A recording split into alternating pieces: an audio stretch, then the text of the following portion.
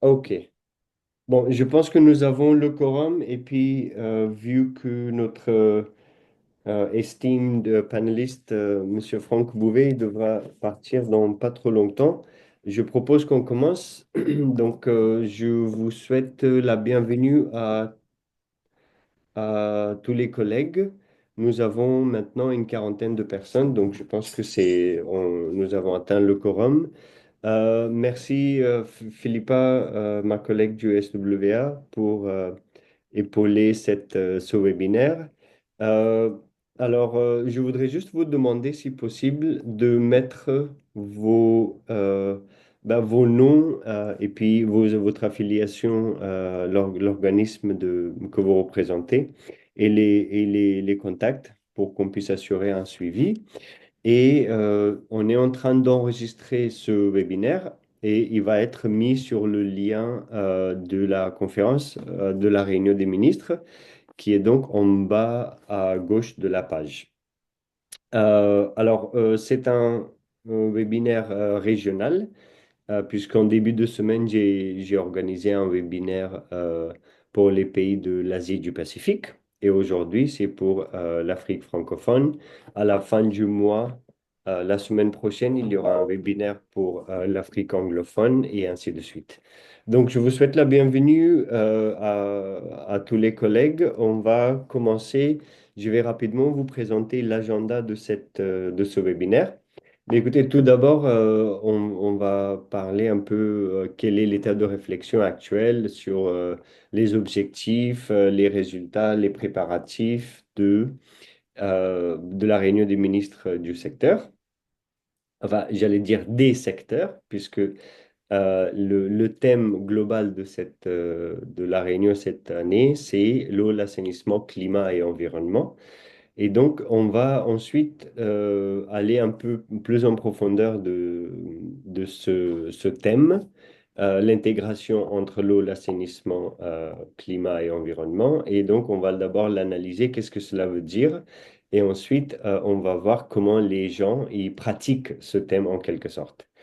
Et tout le long, bah, ce n'est pas un webinaire général sur l'intégration WASH et climat, mais c'est plutôt comment la réunion des ministres du secteur va traiter de ce lien entre WASH et climat et comment la réunion permet de renforcer le lien ou renforcer l'intégration.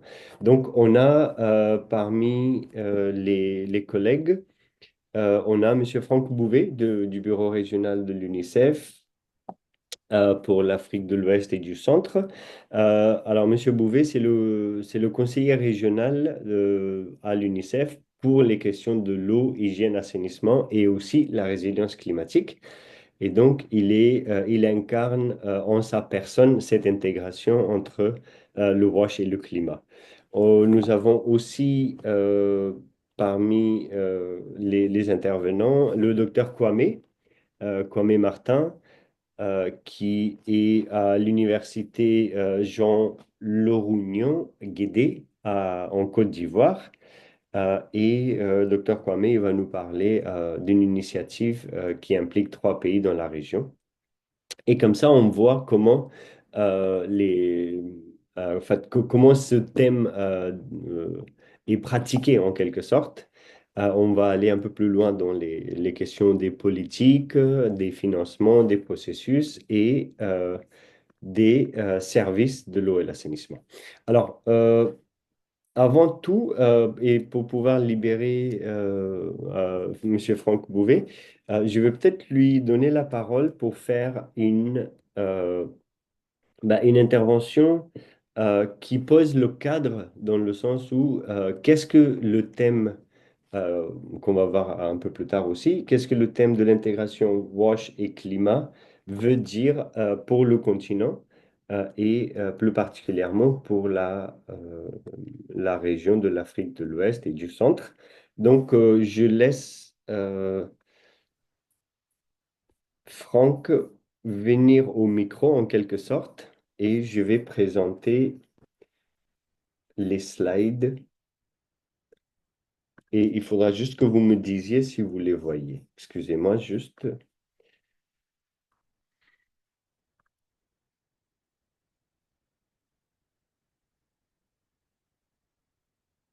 Ok. Est-ce que les slides sont visibles? Est-ce que on voit Oui, c'est les... parfait.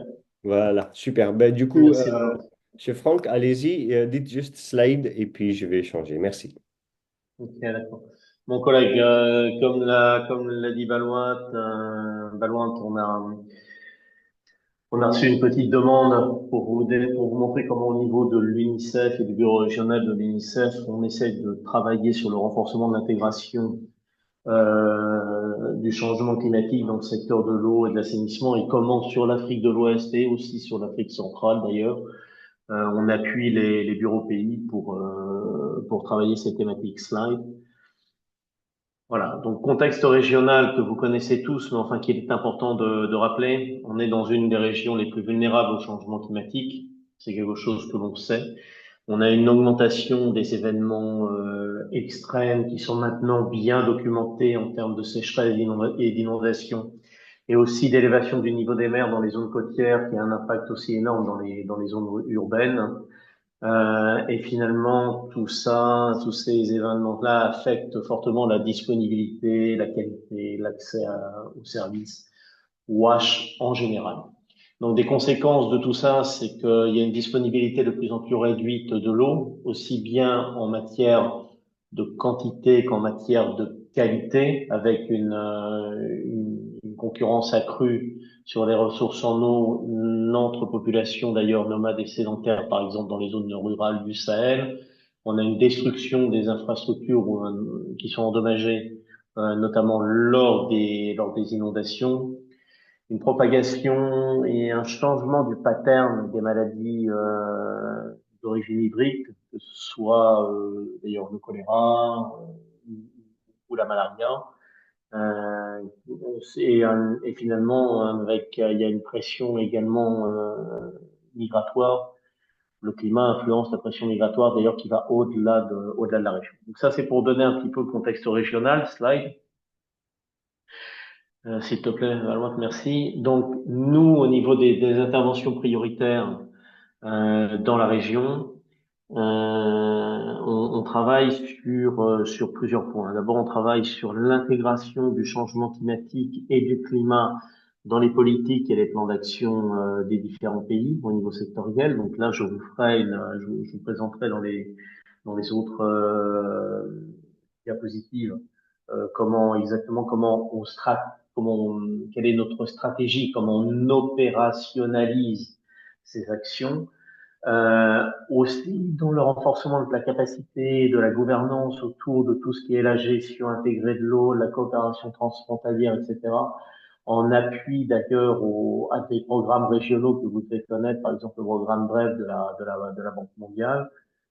On travaille sur les infrastructures pour les plus rendre plus résilientes au climat, mieux adaptées à la fois aux événements extrêmes, mais également euh, pour les décarboner, avec par exemple le remplacement du système euh, hydrique à pompe diesel par du solaire. On travaille sur l'appui à la surveillance et au système d'alerte précoce, notamment sur les nappes phréatiques. On travaille énormément sur le financement. J'ai un petit peu de problème avec les slides, c'est bouge comme ça, voilà. On travaille énormément sur la mobilisation des financements climatiques pour les bureaux pays, en appui aux bureaux pays. On est aujourd'hui, je vous montrerai une carte, mais on est aujourd'hui beaucoup sur le fonds vert sur le climat. On travaille sur la capacité des acteurs, sur des solutions également fondées sur la nature en termes d'innovation. On travaille beaucoup actuellement sur ce qui peut être la recharge des nappes phréatiques. Par exemple, au niveau du Sahel, on prend ces expériences, on les tire de l'Afrique de l'Est, on fait sur l'Afrique de l'Est, et finalement, on travaille beaucoup dans les contextes fragiles sur la coordination humanitaire, développement climat, ou sur ce nexus-là, qui nous permet de travailler notamment dans les contextes fragiles. Voilà. Donc ça, ce sont nos interventions prioritaires. Donc comment comment on travaille, comment on opérationnalise, quelle est notre stratégie. Sur le plan global, on a une méthodologie, un cadre stratégique et méthodologique qui nous est propre, hein, qui a été développé en partenariat avec le Global Water Partnership, qui consiste à mettre en œuvre 4 étapes pour travailler sur l'intégration de la résilience climatique. La première étape, c'est de comprendre véritablement les problèmes. Deuxième étape, d'identifier et de tester les options et les solutions. La troisième étape, c'est de les mettre en œuvre, celles que l'on retient. Et finalement, quatrième étape, c'est de faire un suivi de ce qui se passe sur le terrain, avec des approches qui sont des approches régionales, avec une stratégie qui est une stratégie régionale, avec des initiatives régionales. Par exemple, aujourd'hui, on est sur le développement d'une note conceptuelle avec la Banque africaine de développement pour le Sahel, qui concerne 6 pays du Sahel pour 250 millions de dollars. Et puis des interventions qui sont des interventions, des stratégies d'intervention qui sont plus au niveau au niveau des bureaux pays. Donc, au niveau des initiatives régionales, comme je vous l'ai dit, on est sur de la mobilisation, on est sur des interventions en partenariat avec les partenaires régionaux, ECOWAS, enfin pardon, la CEDEAO, le SEALS, la Banque africaine de développement, la Banque mondiale, etc. On a toute une série d'interventions et d'outils que l'on développe. Je ne vais pas rentrer dans les détails, mais on travaille sur la mise en place d'une facilité pour un accès, pour améliorer l'accès ou faciliter les pays pour leur accès aux eaux souterraines. On travaille sur le développement d'un outil de gouvernance sur la gestion des nappes peu profondes. Tout ça en lien avec le changement climatique. Et puis on a des interventions au niveau du terrain du pays qui sont des interventions plus traditionnelles de l'UNICEF, en zone rurale notamment. Slide. Merci. Donc, mobiliser les financements climatiques, bah, par exemple, ça c'est une action deux exemples. Le premier exemple, c'est la mobilisation du Climate Action Window et de l'appui au pays que l'on a donné aux différents gouvernements pour mobiliser ces fonds qui sont des fonds spécifiquement liés pour l'adaptation ou l'atténuation ou l'appui technique, tout ça lié au secteur au changement climatique, dans le secteur pas seulement dans le secteur de l'eau d'ailleurs, mais dans tous les secteurs. Et on a réussi à mobiliser pour la région une cinquantaine de millions de dollars sur une demande de 170 millions de dollars environ. Donc ça, c'est le premier élément. Deuxième élément, slide, s'il te plaît, Benoît, merci. Deuxième élément, c'est le travail que l'on a auprès des financements qui sont des financements spécifiquement liés au climat, aussi bien sur appuyer les pays à à présenter des projets readiness, ou à présenter des notes conceptuelles, ou à présenter des full proposals au Fonds vert pour le climat, puisque l'UNICEF est maintenant une entité accréditée auprès du Fonds vert pour des projets jusqu'à 250 millions de dollars. Donc on travaille sur le Fonds vert. Là, vous voyez un exemple sur la carte de ce que l'on a déjà fait depuis 2 ans en appui. Et je suis heureux de vous dire qu'en Afrique centrale, par exemple, et c'est le premier pays pour l'UNICEF qui va bénéficier d'un full project pour 72 millions de dollars, si ma mémoire est bonne. On a des projets sur le Sénégal, on a des projets sur le Sahel, etc. Donc ça, c'est vraiment, on intervient en appui technique au niveau des bureaux pays, mais plus au-delà, même en tant qu'entité accréditée au niveau du Fonds vert. Et puis, on travaille, on va travailler, parce que c'est encore dans le pipeline, sur les autres fonds, le fonds d'adaptation, le GEF, etc. Ça, c'est au niveau régional. Slide. Au niveau national, pour opérationnaliser l'approche, en fait, on a développé un partenariat avec le Stockholm International Water Institute et on appuie l'ensemble des bureaux pays que l'on recouvre dans la région pour, de manière simplifiée, les aider à faire le shift au niveau du secteur climatique pour avoir un secteur qui n'est pas résilient au changement climatique vers un secteur qui est résilient au changement climatique.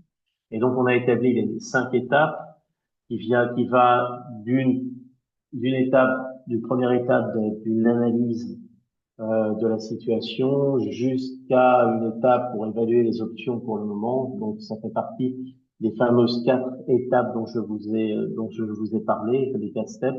Mais là, on est véritablement sur 5 steps du pas à pas au niveau des pays donc, ça nécessite de coopérer avec les différents ministères. Ça nécessite que les bureaux pays UNICEF coopèrent avec les différents ministères.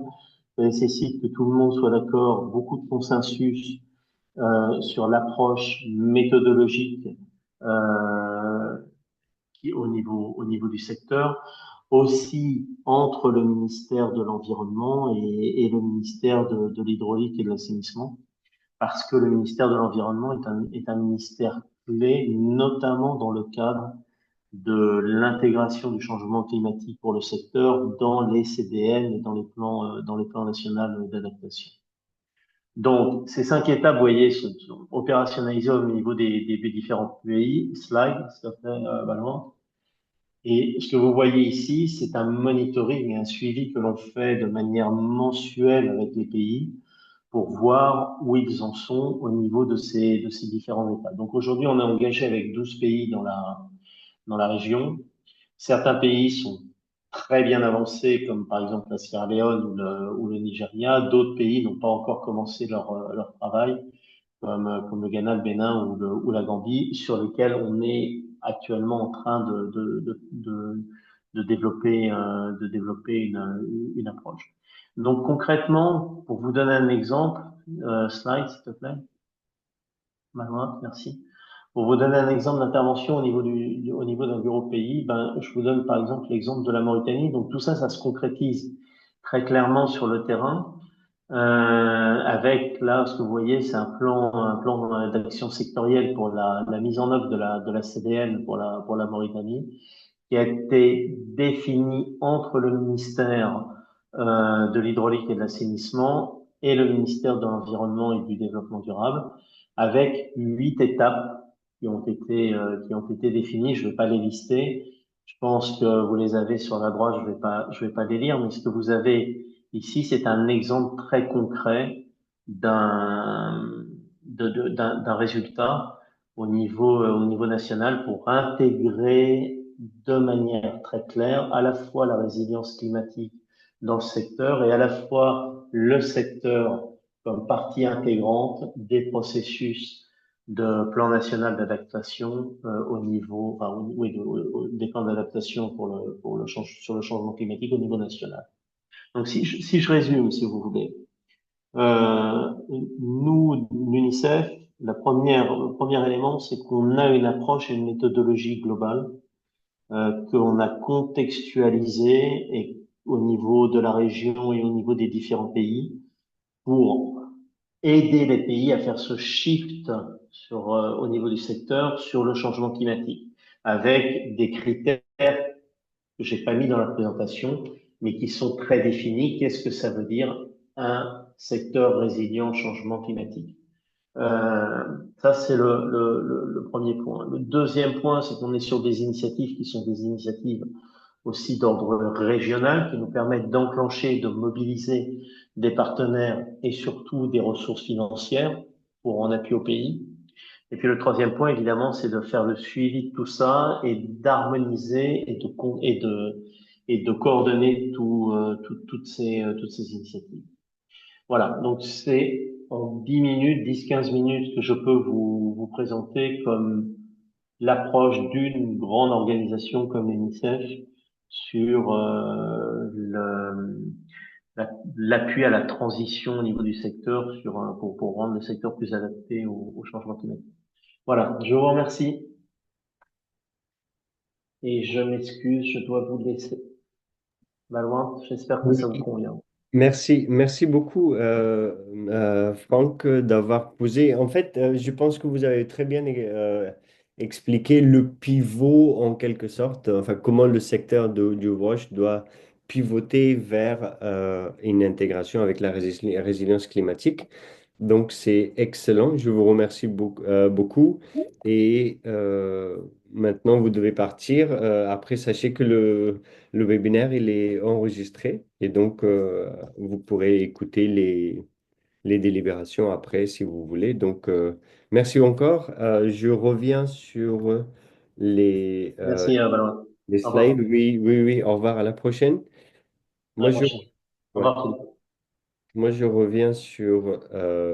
j'espère que vous arrivez à voir mon écran. Oui, Philippa? On arrive à Yeah, voir mon all good. écran? Oui, je veux juste, juste me permettre. Donc maintenant, le chat est activé pour tous les participants.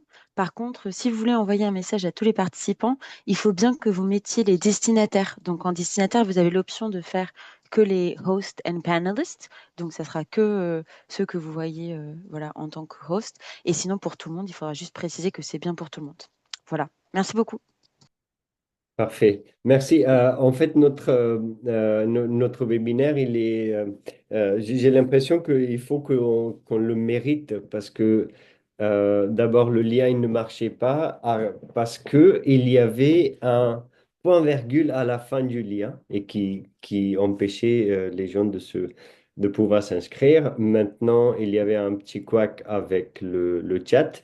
Mais en tout cas, je suis très heureux de voir que nous sommes déjà une cinquantaine de personnes ici. Et pour ceux qui viennent et celles qui viennent d'arriver, ben, je vous souhaite la bienvenue. C'est le webinaire régional pour la préparation de la réunion des ministres du secteur. Et là, voilà, Monsieur Franck Bouvet du bureau régional UNICEF, il vient de faire une intervention sur, en fait, comment le secteur de l'eau et de l'assainissement doit en quelque sorte pivoter vers une résilience climatique enfin, que le secteur intègre au sein de lui-même. Et il nous a expliqué qu'il y a enfin, quelques initiatives nationales et régionales sur cette intégration-là. Alors maintenant, ça me permet de revenir vers la réunion des ministres du secteur et je vais présenter rapidement les objectifs clés et les résultats qui sont attendus de cette réunion. Donc, euh, tout d'abord, les objectifs clés. Le premier objectif, c'est l'engagement politique et le leadership politique pour intégrer l'eau, l'assainissement, la gestion des ressources en eau et le climat. Et donc, c'est vraiment une intégration au niveau politique, au niveau programmatique. Et là, il s'agit de renforcer en quelque sorte la capacité des ministres et des participants pour faire cette intégration-là. C'est particulièrement pertinent en ce moment, vu que la COP30 elle arrive, vu qu'il y a beaucoup de pays qui sont en train de revoir leurs contributions déterminées au niveau national, vu que la conférence ONU 2026 va porter sur cette thématique aussi. Et donc, nous avons le premier grand objectif, c'est le leadership et l'engagement politique pour l'intégration de l'eau, l'assainissement d'un côté, et puis la gestion des ressources en eau, et puis le climat de l'autre côté. Deuxième objectif, c'est les systèmes et les réformes pour mobiliser les ressources. Alors, mobiliser les ressources financières, pas les ressources en eau, mais avec comment dire, avec la nouvelle réalité en quelque sorte internationale je pense qu'il y a beaucoup de pays qui se penchent sur des mix de financement qui leur soient propres et qui soient moins dépendants, enfin qui soient plus souverains en quelque sorte. Et donc, cela nécessite qu'il y ait des changements et des réformes, et pour mobiliser les ressources nationales, et pour attirer les investissements privés, et pour attirer les financements climatiques. Et tout ça, c'est nécessaire, comme on le sait, parce que les, les avancées du secteur de l'eau et de l'assainissement dépendent très fortement de ces financements. Donc ça, c'est le deuxième objectif. Et le troisième objectif, c'est de lancer le pacte de haut niveau. Je vais y venir dans quelques minutes, mais c'est un pacte de haut niveau sur la sécurité de l'eau et la résilience. Et cet impact qui est très fortement inspiré par le travail que nous faisons depuis 3 ans maintenant sur les pactes nationaux en faveur de l'eau et l'assainissement. Donc, je vais y venir. Donc, voilà, c'était les trois grands objectifs clés de cette réunion. Et bon, les résultats, je vais pas lire le slide. Vous y aurez accès tout à l'heure, tout de suite après la réunion. Alors, je viens de mentionner le pacte de haut niveau, et vous avez, pour beaucoup d'entre vous, vous avez déjà entendu parler de l'initiative des chefs de l'État, des pactes nationaux. Et donc, permettez-moi juste de faire un peu le lien entre les deux. Alors, euh, cette initiative, Head of State Initiatives, vous connaissez peut-être, c'est l'un de nos mécanismes les plus puissants qui a été lancé en 2023. Et actuellement, nous travaillons avec une vingtaine de pays, dont plusieurs pays de la région, notamment le Tchad, la Côte d'Ivoire, le Sénégal, mais aussi le Burundi, aussi Madagascar, etc.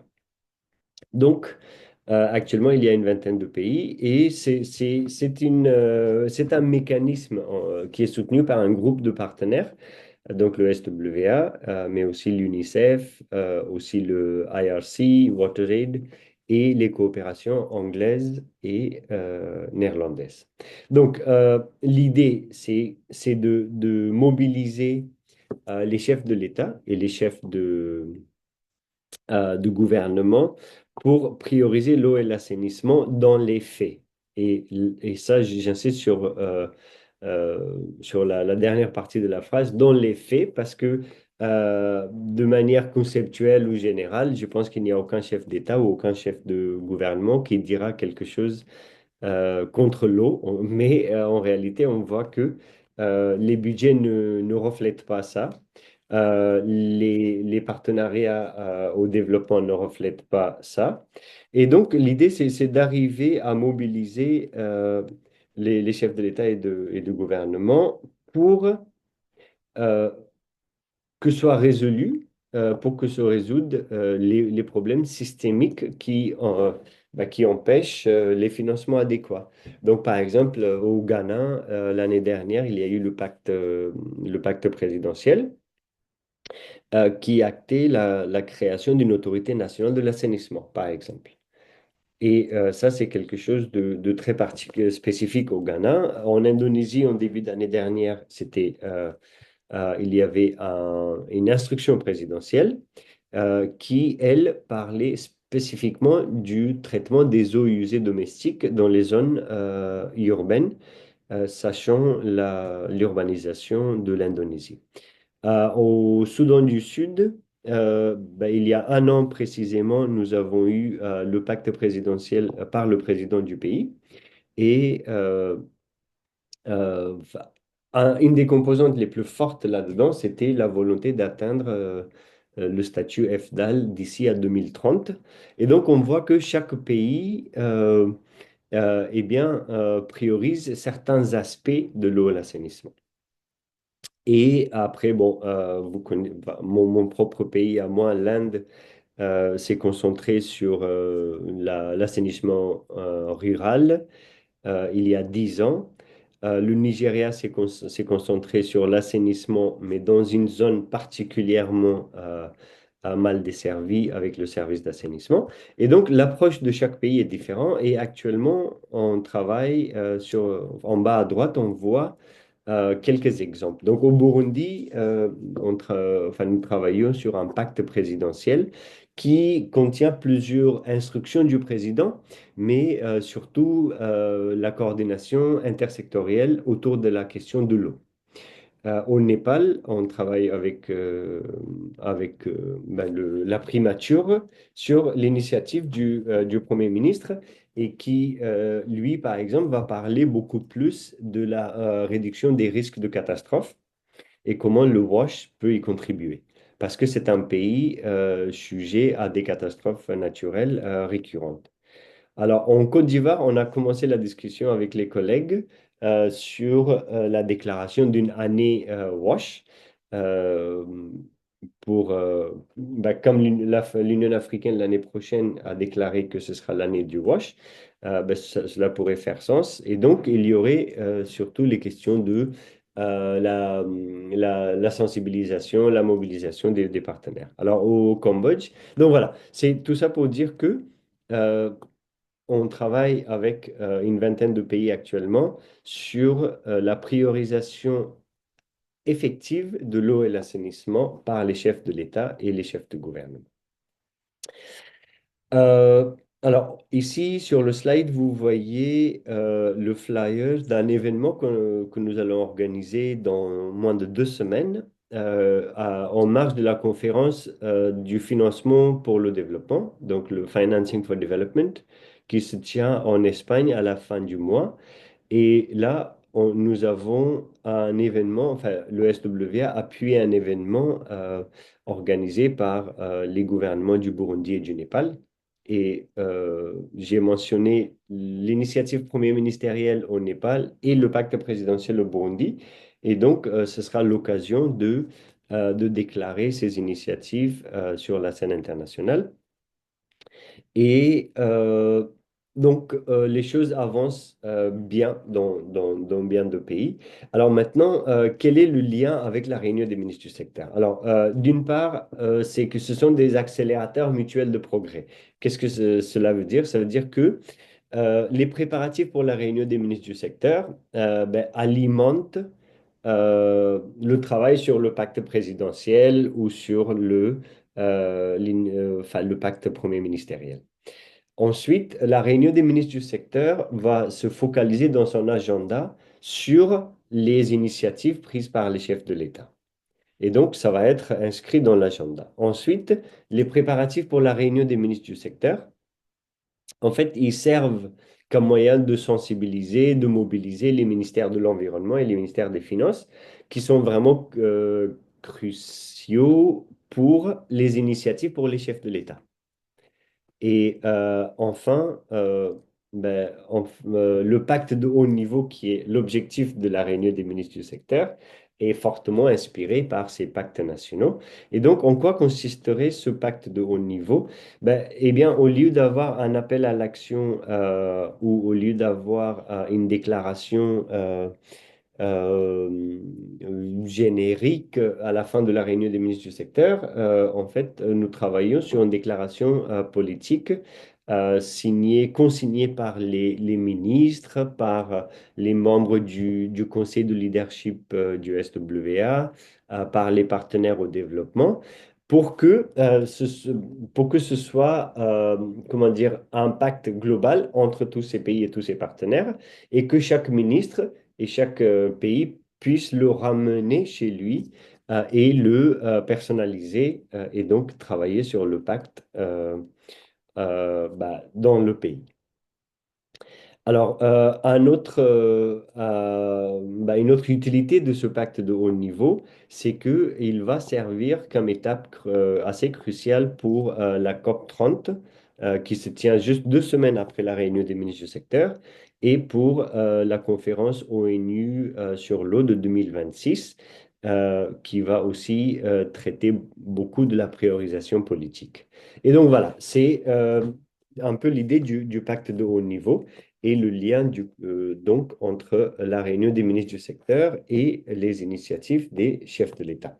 Alors, avant d'avancer plus sur les préparatifs, je voulais toucher un petit mot sur en fait, les arguments de pourquoi les ministres doivent mener les préparatifs et participer activement à la réunion des ministres. Alors, en fait, beaucoup d'entre vous le connaissent. Enfin, vous avez déjà travaillé pour mobiliser vos ministres. Mais on a trouvé que les préparatifs de la réunion des ministres, en fait, sont quand même très, s'avèrent très utiles pour certains pays en fonction de la thématique. Donc, en 2019, la thématique, c'était la réduction des inégalités d'accès aux services. Et là, enfin, nous avons observé que les liens entre les ministères en charge de la santé, en charge du plan, et de l'eau, les services d'eau d'assainissement, par exemple, ou les ministres de l'économie. Ces liens ont été assez bien renforcés dans certains pays, puisque cela se mobilisait. Parce que cela mobilisait tous ces ministères-là.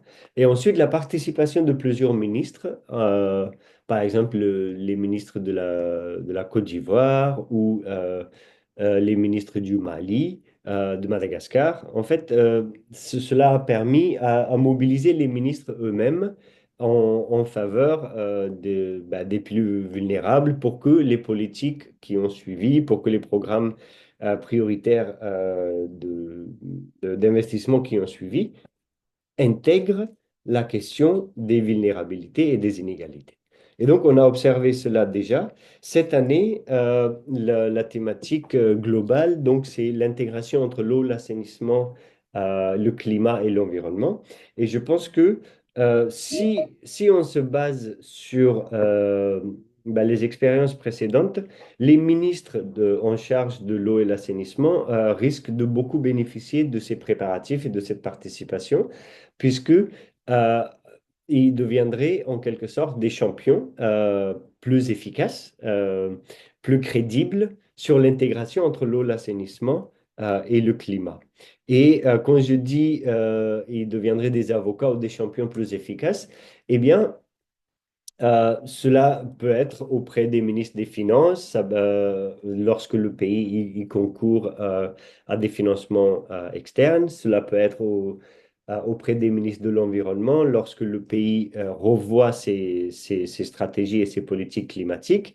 Cela peut être auprès des chefs de l'État et du gouvernement qui sont moins portés spécifiquement et uniquement sur les services d'approvisionnement en eau potable ou d'assainissement de base, mais plus portés sur la question générale de l'eau comme ressource sociale et écologique. Et donc, voilà, nos expériences des dernières réunions ont montré que et les préparatifs et les réunions elles-mêmes s'avèrent assez importantes, ouais, assez important pour mobiliser ces ministres et pour en faire des champions pour le secteur de l'eau, l'assainissement. Donc cette année, c'est une année un peu charnière à cause de la COP 30, qui est la COP de la mise en œuvre et qui est très prometteuse. Et puis aussi à cause de la conférence qui arrive, à cause des changements dans les dynamiques de développement international, etc. Donc voilà, je voulais dire un petit mot sur ça. Maintenant, on plonge rapidement dans les préparatifs de la réunion. Je voudrais juste vous demander si vous avez des questions. Ma collègue Philippa, elle va suivre le chat, si vous voulez bien, Philippa. Et si vous avez des questions, postez-les là-bas et on va assez rapidement arriver sur des consultations qu'on voudrait faire avec vous et aussi répondre à vos questions. Donc, les préparatifs de la réunion, je viens de dire que les préparatifs sont aussi importants que la réunion elle-même. Et ça, beaucoup d'entre vous avaient déjà fait cette expérience. Et notamment parce que les dialogues multisectoriels, les analyses intersectorielles, la coordination interministérielle, en fait, ce ne sont pas des choses aisées si nous n'avons pas un objectif clair. Et cette réunion, justement, c'est un objectif clair et précis. Pourquoi mobiliser tous ces interministériels et tous ces partenaires? Après, il y a un aperçu pays, donc dont le modèle il vous sera fourni. Et je pense que, euh, dans le passé, l'aperçu pays qui en ressort, s'il est solide, s'il est robuste, en fait, il peut servir comme un des documents de référence pour le secteur. Et bah, c'est aussi l'occasion d'engager les médias et le public sur les questions de l'eau et l'assainissement. Donc les préparatifs sont assez importants. Comme nous reconnaissons cela, ben, les soutiens qui sont disponibles de notre part sont aussi assez importants. Donc il y a la série de webinaires. On en est aujourd'hui au deuxième. Et ça va continuer au mois de juillet et de septembre. Il y a aussi le mécanisme de redevabilité mutuelle. Et il y a beaucoup de pays présents ici qui sont de fait des champions de l'utilisation de ce mécanisme. Euh, du coup, voilà, ça peut permettre de mobiliser des engagements, en fait, de définir des engagements assez clairs. Il y a aussi l'outil Country Self-Assessment, donc l'auto-évaluation par les pays de l'état du secteur globalement. Et il y a beaucoup de pays ici qui ont déjà fait cet exercice et assez dernièrement, puisque pour l'atelier de co-création, de co-construction qui s'était tenu à la Sorbonne fin décembre, donc il y a précisément 6 mois, il y a 7 pays qui avaient fait cet exercice. Et les témoignages que nous avions eus, c'est que cet exercice était assez utile. Et cette année, nous avons mis à jour le modèle de cet outil pour prendre en compte la thématique de la Réunion, qui est donc la gestion durable des ressources en eau et le renforcement de la logique climatique. Donc voilà, ce sont les outils qui sont disponibles. Et puis nous, bien sûr, comme d'habitude, on est aussi à votre disposition pour vous aider. Alors maintenant, je voudrais vous inviter à un petit sondage qui me permettra de souffler et qui vous permettra de renseigner quel est l'état des préparatifs pour la réunion dans votre pays. Donc, c'est un sondage rapide sur sur la plateforme Menti. Donc, allez vous connecter sur menti.com et s'il vous plaît, utilisez ce code pour pouvoir renseigner les réponses à quelques questions très simples. Alors, les questions sont, savez-vous que les lettres d'invitation ont déjà été envoyées? Savez-vous que ces lettres ont déjà été transmises aux autorités compétentes? Et vous êtes-vous déjà réunis avec d'autres partenaires pour parler de la réunion des ministres déjà? Et puis, avez-vous des questions spécifiques et particulières concernant la réunion? Donc, j'arrête de partager mon écran. Je laisse Philippa partager le sien. Oui, Balbent, est-ce que je peux juste profiter parce qu'il y a Franck qui pose une question sur comment la société civile peut contribuer efficacement à la réunion des ministres du Ouais. secteur dans leurs pays respectifs ou sous-régionaux. Donc, je OK. voulais juste mettre la question ici. Je ne sais pas si tu veux répondre tout de suite ou après le menti, mais voilà, Après, comme ça, après, ok, après. ça marche. Donc, Franck, ça sera Après, juste après, oui, ça marche. Donc, moi, je vais partager mon écran. s'il vous plaît, Philippa. Et moi, je note la question. Super, merci. Je t'ai envoyé aussi par chat. Oui, c'est bon. Voilà, super. Est-ce que vous pouvez voir mon écran? Euh, Moi, non. Ok, tu n'arrives pas à voir mon écran. Est-ce que là, c'est bon? Euh, oui, là, c'est bon, Philippa. Super. Alors, moi, je peux pas vous voir. Je peux te voir, toi, Balvent, mais je peux pas voir Ouais. personne d'autre. Bon, en tout cas, l'écran. Donc, on va commencer. Donc, je pense qu'il y a déjà au moins quelques personnes qui se sont inscrites ou en tout cas qui sont connectées. Donc, pour se connecter, il suffit d'aller à menti.com et d'utiliser ce code. Donc, il suffit de juste noter. Il n'y a pas besoin d'installer une application ou quoi que ce soit. C'est juste sur Internet directement.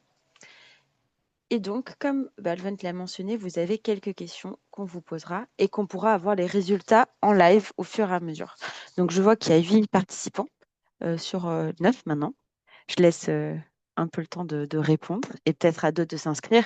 Le code, comme vous le voyez, sera toujours en haut Il suffit d'aller sur que ce soit vos téléphones, que ce soit sur vos ordinateurs ou autres objets connectés et de rentrer sur menti.com et utiliser le code. Il y a 10 personnes qui se sont inscrites, donc je laisse juste encore un tout petit peu de temps.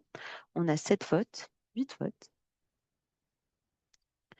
Il manque encore 2 personnes qui sont dessus, qui n'ont toujours pas voté. Donc la question étant, avez-vous entendu parler de la réunion des ministres du secteur que nous appelons SMM en anglais?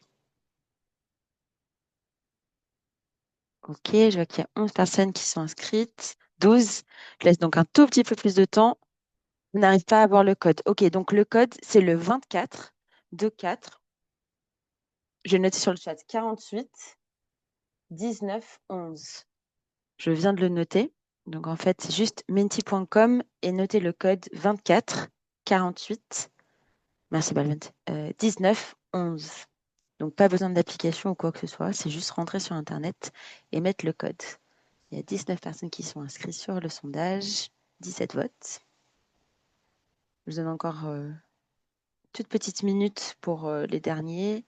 21 personnes qui sont inscrites, 18 votes.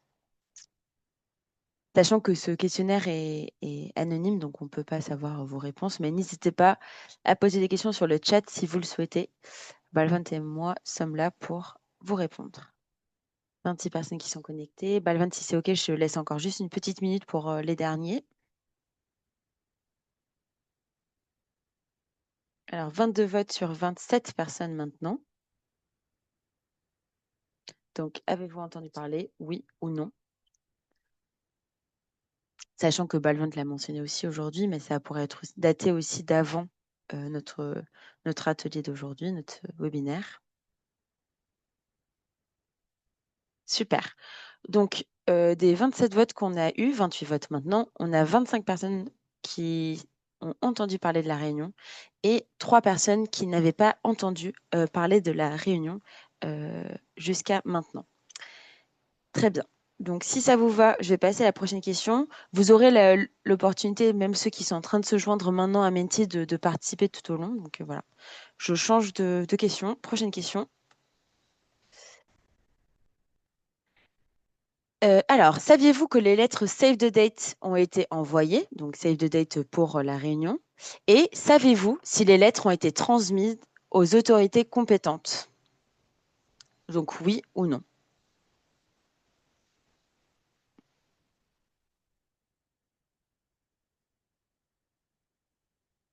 Super, 19 votes sur 33.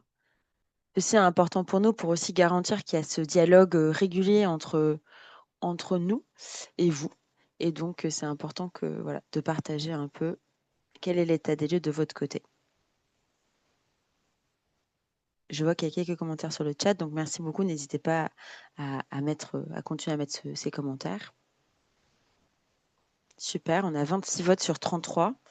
Je vais laisser encore 10 secondes, comme ça après on avance sur la prochaine question.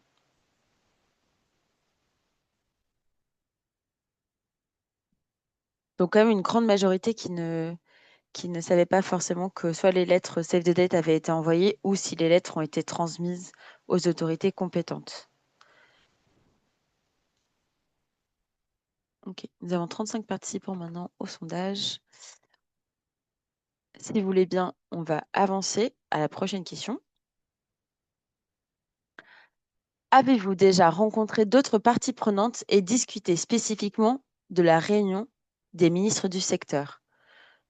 Donc, est-ce que vous avez déjà des réunions niveau national, local, sur la réunion des ministres du secteur avec d'autres parties prenantes? Donc, c'est-à-dire pas juste au sein de votre organisation ou de votre gouvernement, mais avec d'autres parties prenantes.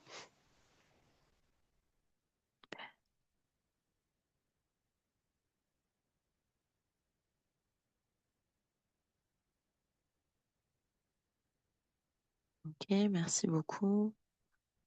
Il y a encore quelques personnes qui restent votées. Ça aussi, c'est important pour nous pour avoir un peu ces données et pouvoir faire le suivi et établir le suivi ensuite. Merci beaucoup. Je vois qu'il y a une proposition pour les transmissions des lettres. Je pense qu'il faut aussi envoyer des copies aux personnes ressources ici pour en parler aux autorités compétentes. Et ensuite, oui, nous avons déjà rencontré une fois. Donc, super. Merci beaucoup pour ces deux pour cette recommandation et pour ce complément de réponse. Je vous propose de continuer à la prochaine question. Avez-vous des questions spécifiques sur la réunion des ministres du secteur? Donc maintenant, vous allez voir sur votre objet connecté, donc soit l'ordinateur, soit votre téléphone ou tablette, que vous pouvez poser une question spécifique. Donc vous pouvez noter la question. À nouveau, celle-ci est anonyme.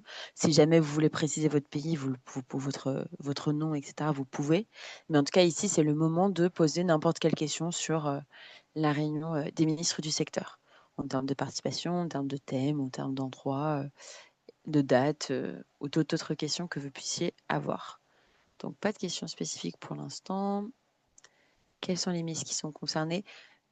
Balvent, je ne sais pas si tu voudras intervenir suite à ces questions ou si tu souhaites qu'on fasse un retour sur les questions après, Menti.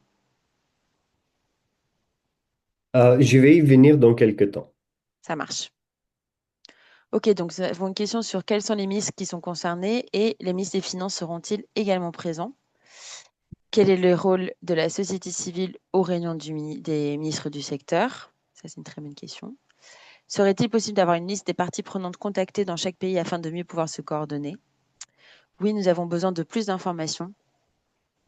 Pour le Burundi, savez-vous quelle direction a débuté les préparatifs? Combien de personnes peuvent accompagner les ministres à cette réunion et comment ils sont pris en charge? Je pense que les ministres de l'Environnement et de l'Hydraulique essentiellement. Toutes des questions très pertinentes. Je vous laisse encore une petite minute si jamais vous avez d'autres questions. Ensuite, Balvent reviendra sur les réponses. Est-ce que les organisations de la société civile peuvent s'inscrire pour participer? Quels sont les documents disponibles, les ministres concernés, la taille de la délégation? La société civile souhaite s'engager pleinement à cette rencontre. Ce faisant, comment celle-ci pourrait accompagner les démarches? Taille de la délégation. Les lettres sont envoyées directement aux ministres ciblés dans tous les pays. Les organisations de société civile seront-elles représentées à la réunion et quelle prise en charge? Quel est le rôle des organisations de société civile, organisations de développement dans la préparation et lors de la réunion? Et quels sont les mécanismes de participation? Pourquoi le secteur privé n'est toujours pas associé alors que le secteur est libéralisé en RDC? Quels sont les participants en dehors des ministres? Qui prendra en charge la participation des ministres? Quels sont les participants seront pris en charge? La taille de la délégation? Et les ministres des plans et aussi de l'environnement et du développement durable participeront-ils? Et le ministre fait avec une délégation nationale? Si oui, combien de personnes par délégation? Donc, je vois que, Balvin, je fais un petit résumé très Oui, rapide, mais je pense que la plupart, c'est vraiment sur les questions très spécifiques sur la tête de la délégation, les questions logistiques, de prise ouais. en charge, etc. Il y a une partie de coordination aussi sur comment savoir quelles sont les parties prenantes qui vont potentiellement au niveau national Mm, participer à la coordination. Il y a la mm. participation des différents ministres et quels sont les différents ministres. Et il y a aussi quel est le rôle de la société civile, mais je me permettrais même de dire des autres parties prenantes, comme par exemple le secteur privé, dans la préparation pour cette réunion. Ok. Voilà. Bon, je pense que dans l'intérêt du temps, peut-être on doit Oui, on va avancer. avancer. Oui. Alors, Je pense que oui. du coup, si vous voulez bien, je reprends quelques questions. Il y avait tout à l'heure une question de Monsieur Arsène Raveleçon à Madagascar sur le Country Self-Assessment. Alors, c'est un outil qui a déjà été utilisé dans une vingtaine de pays, comme je disais auparavant, et qu'on va partager avec vous. Enfin, d'ailleurs, par ailleurs, ça a déjà été fait. Dans mon message envoyé le 4 juin. Donc, Monsieur Arsène, vous pouvez y aller pour accéder. Alors, Monsieur Mohamed Sow a demandé d'avoir accès aux lettres qui ont été envoyées au ministre. Alors, effectivement, c'est possible. Euh, juste, il faut que je sache de quel pays êtes-vous pour pouvoir vous envoyer les bonnes lettres. Alors maintenant, la question des lettres et des invitations. En fait, vu la thématique de la réunion, nous avons invité les ministres en charge de l'hydraulique, en charge de l'assainissement, parfois en charge de la santé parce que l'hygiène s'y trouve, mais pas toujours. On a envoyé des lettres au ministre en charge des ressources en eau. On a envoyé des lettres au ministre en charge de l'environnement et les lettres au ministre en charge du climat. Parfois, dans les pays comme la RDC, où c'est le ministère du Plan qui est nommé coordonnateur du secteur de l'eau, on a envoyé des lettres au ministre du Plan. Donc, au total, il y a environ 300 ministres à travers le monde, hein, à travers nos 90 pays partenaires et puis une dizaine d'autres pays, à travers une centaine de pays. On a envoyé des lettres d'invitation à environ 300 ministres. Alors, heureusement pour nous, on n'aura pas la participation des 300 ministres. Et souvent, ce qui se passe, c'est qu'il y a un ministre qui est nommé pour représenter le pays au nom de tous les ministres invités. OK? Ça s'est passé par exemple en Côte d'Ivoire en 2019 où Monsieur le ministre des Eaux et Forêts a participé et a représenté lui-même son ministère, les ressources en eau, mais aussi le ministère en charge de l'hydraulique et de la salubrité. Et donc, souvent, c'est un ministre qui participe par pays, enfin typiquement. Après, pourquoi envoyer des lettres aux ministres, à tous ces ministres? Parce que, vu la thématique, tous ces ministres, tous ces ministères sont très pertinents. Et en fait, au niveau protocolaire, d'avoir des invitations officielles, ça permet de mobiliser les équipes des ministres. Et la mobilisation des équipes des ministres est très importante parce que pour assurer que les préparatifs comprennent le secteur de l'eau, de l'assainissement, de l'hydraulique, des ressources en eau, de l'environnement et du climat, il faut que tous ces ministères se sentent concernés et cela se fait à travers les invitations. Donc, j'espère que ça répond. Pour donner un exemple, dans la dernière réunion des ministres du secteur, c'était en 2022 en Indonésie, nous avions 55 ministres présents. Voilà. Donc, c'était voilà, le nombre de ministres qui étaient sur place. Et après, bon, il y aura des désistements de dernière minute, des ajouts de dernière minute, des facteurs externes qui peuvent survenir, comme la Covid, comme les embargos de voyage quand il y a des élections, etc. Et la participation des autres parties prenantes, en fait, je vais vous donner juste un exemple.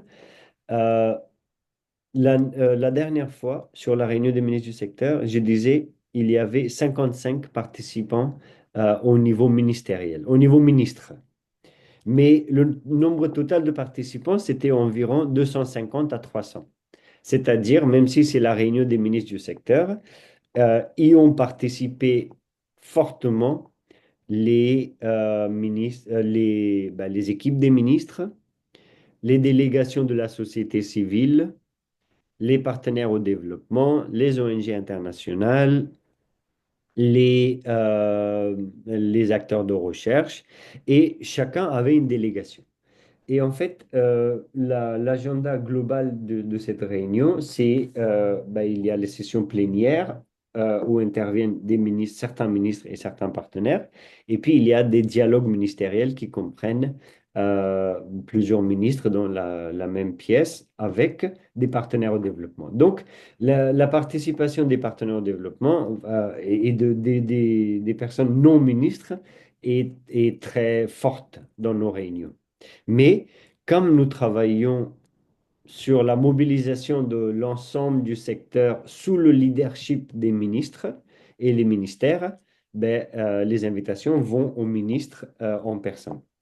Voilà, donc il y aura le secteur privé. Après, on ne peut pas s'atteler sur les acteurs du secteur privé dans chacun des 100 pays qui sont invités, mais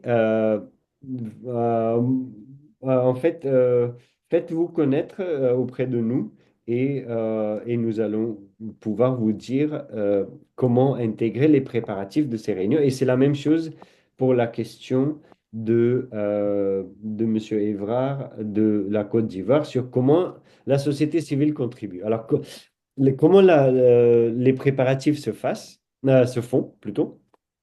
C'est sous le leadership des ministres, des ministères en charge de l'eau et de l'assainissement, eh bien, toutes les parties prenantes se réunissent, se mobilisent pour mener les préparatifs. Les préparatifs, c'est quoi? C'est briefer les ministres, c'est disséminer et sensibiliser à travers les médias, c'est mener les analyses comme l'auto-évaluation pays, le Country Self-Assessment, c'est revoir les engagements qui avaient été déjà pris. Donc, en fait, les préparatifs sont très fortement, et d'office, les préparatifs sont multipartites et ils l'ont toujours été.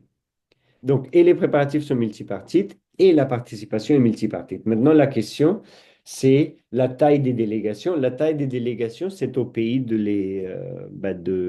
la définir dans la limite du raisonnable. Donc, nous ne pouvons pas avoir des délégations de 15 personnes qui participent de chaque pays. Et une des, une des manières un peu naturelles en quelque sorte pour limiter la taille des délégations, c'est la prise en charge. Alors, vous êtes tous, je pense, bien au courant des baisses dans les financements un peu partout. Et du coup, forcément, cela joue sur un partenariat aussi comme le SWA, qui est un partenariat associé à l'ONU. Et donc, cette année, nous avons la possibilité de prendre en charge, et ça, c'est la prise en charge assurée d'une personne au niveau ministériel, c'est-à-dire au niveau de ministre. Ça peut être ministre délégué, ça peut être secrétaire général, ça peut être permanent secretary dans les pays anglophones, ça peut être secrétaire d'État. Et au niveau protocolaire, nous considérons toutes ces personnes comme étant de niveau ministre.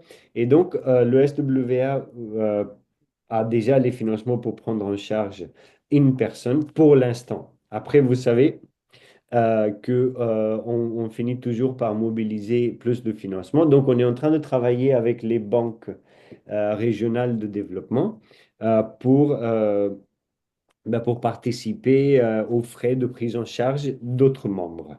Après, vous avez très souvent, on a vu les partenaires dans les pays qui se mobilisent aussi pour prendre en charge certains participants. Je vais vous donner deux exemples. L'atelier de la Somone, enfin de Dakar, qui avait eu lieu fin décembre, il y avait un total de 80 participants. Et de ces 80 participants, le SWA avait pris en charge environ 12 à 13.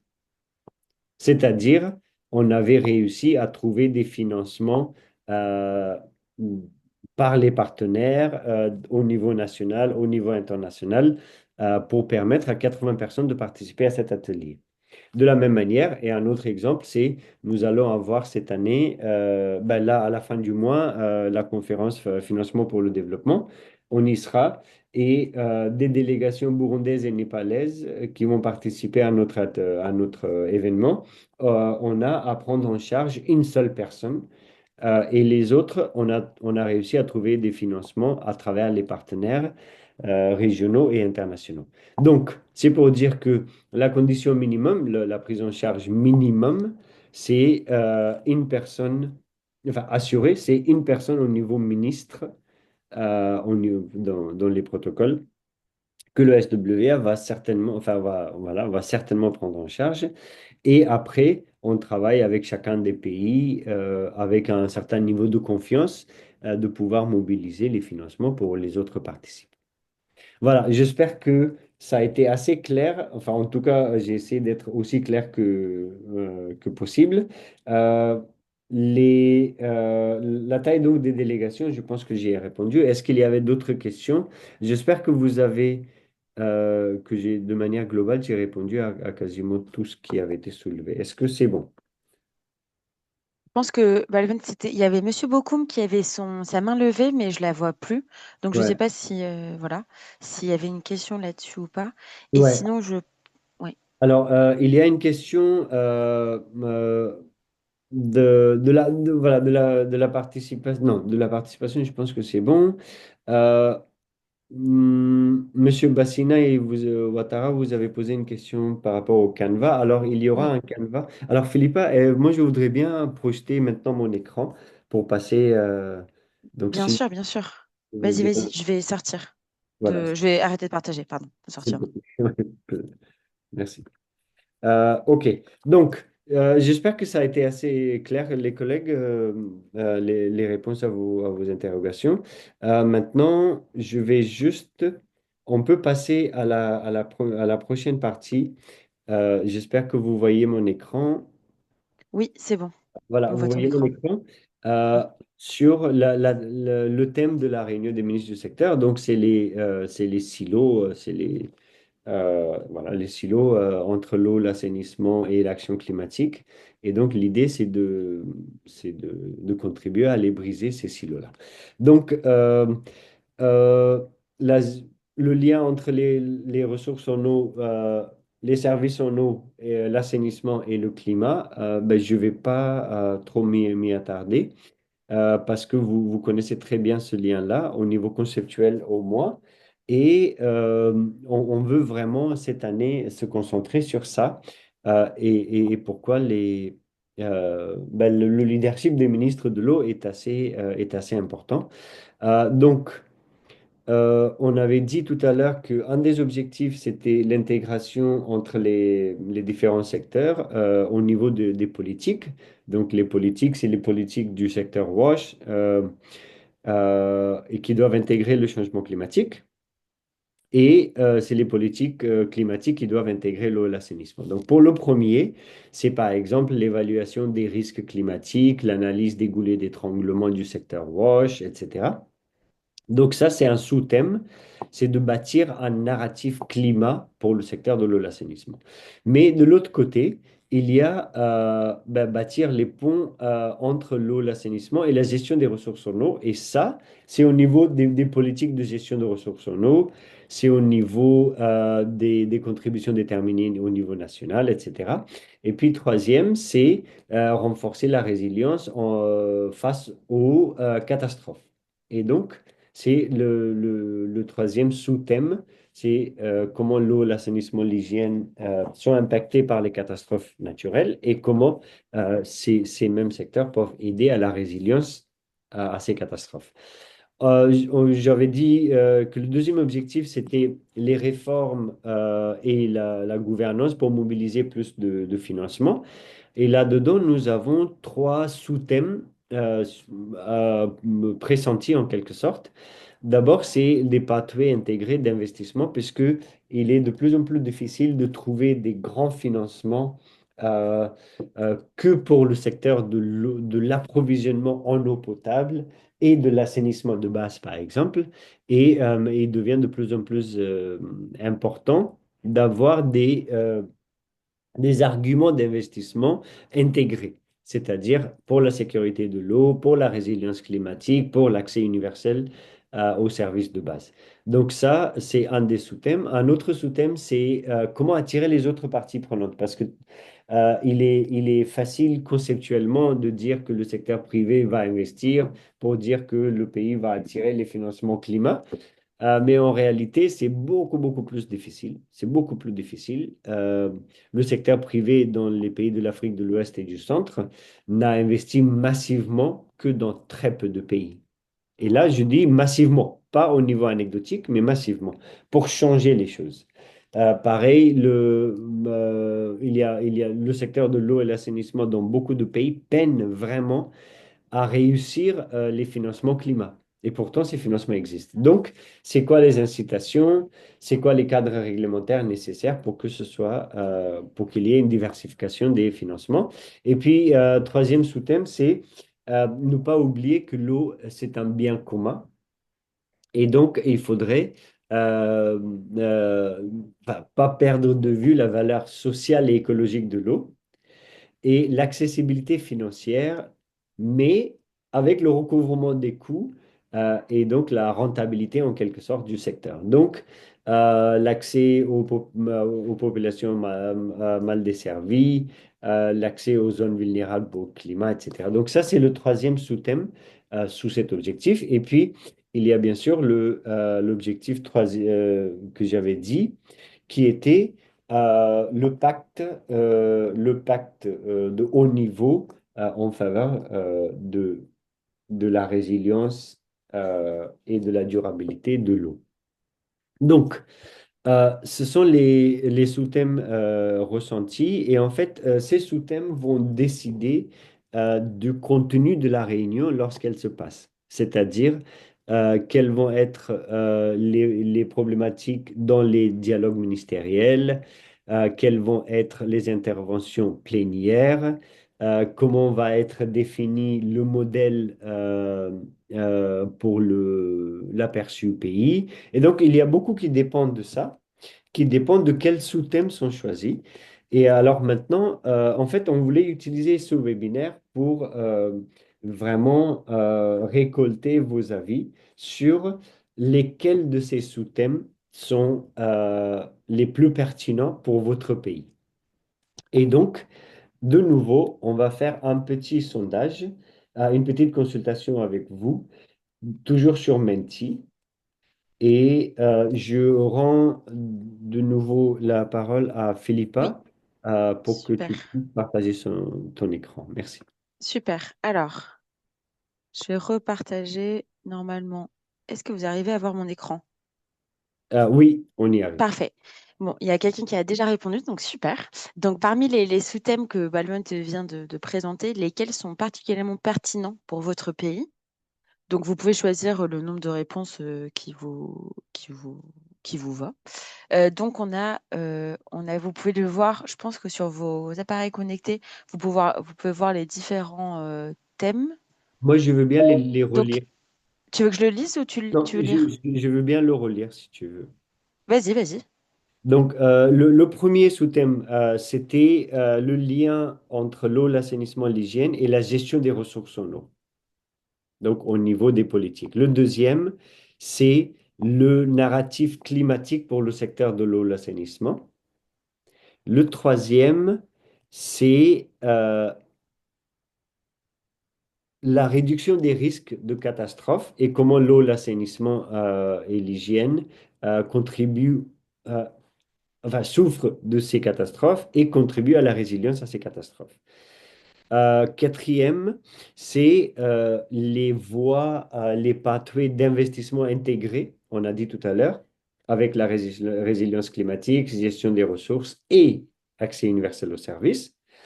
Donc, c'est les voies d'investissement, les pathways d'investissement intégrés. Ensuite, c'était les incitations et les réformes institutionnelles nécessaires pour avoir des financements adéquats. Donc, ça, c'est le cinquième.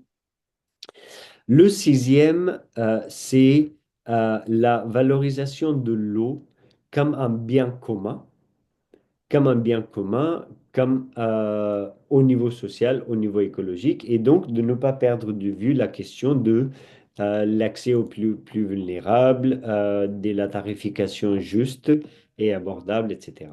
Et le dernier, c'est le pacte politique de haut niveau que je vous ai dit, qui va être un pacte signé par l'ensemble des ministres présents et mobilisés qui va être aussi par nos leaders enfin, de notre conseil de leadership de haut niveau et par les partenaires, par les leaders des partenaires présents. Et l'idée, c'est que ce pacte global, ce pacte mondial, puisse se traduire ensuite au niveau national.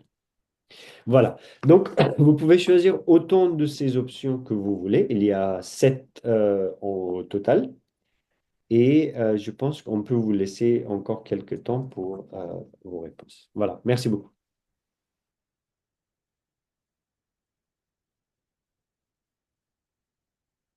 Nous avons déjà 18 personnes qui ont commenté. Il y a 2 participants qui ont leur main levée. Balvent, moi, je ne peux pas voir, en fait, puisque je partage mon écran.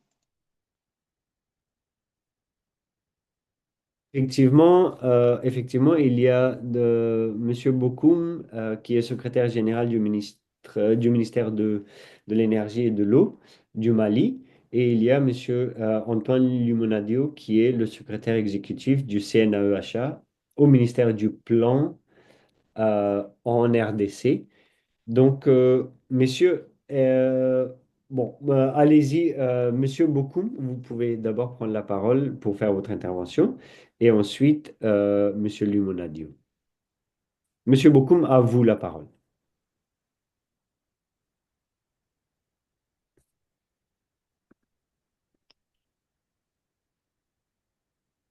Je vois que vous avez, Monsieur Bocoum, je vois que vous avez votre micro qui est silencieux.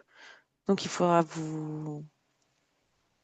ouvrir votre micro. Normalement, vous pouvez le faire directement en cliquant sur votre icône de participant. Je vais, je viens de vous faire une demande pour ouvrir votre micro. Non. Bon, entre-temps, les autres collègues, Oui, on a 21 réponses. Mhm. veuillez continuer à renseigner. Et c'est très bien parce que, comme je dis, en fait, notre webinaire aujourd'hui, pour nous, ça a une utilité capitale de pouvoir savoir quelles sont les problématiques spécifiques dont qu'il faudra traiter. Et comme je dis, c'est quand même assez important, sachant que ça va définir l'agenda de la réunion, ça va définir les préparatifs des pays, enfin le contenu des préparatifs en tout cas. Donc, n'hésitez pas à renseigner vos réponses sur les sous-thématiques les plus pertinentes pour votre pays. Je ne sais pas si Monsieur Bocoum ou... Ah, c'est bon. Allez-y, je Ah pense oui, que c'est c'est bon. bon. Super. Ah, Monsieur Ah, Bokoum. ok.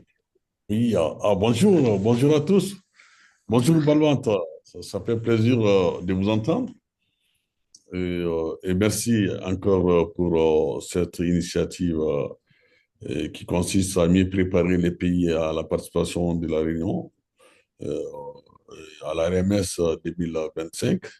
Et au fait, j'avais levé la main, c'était pour compléter votre communication, mais franchement, vous êtes prévenu là-dessus.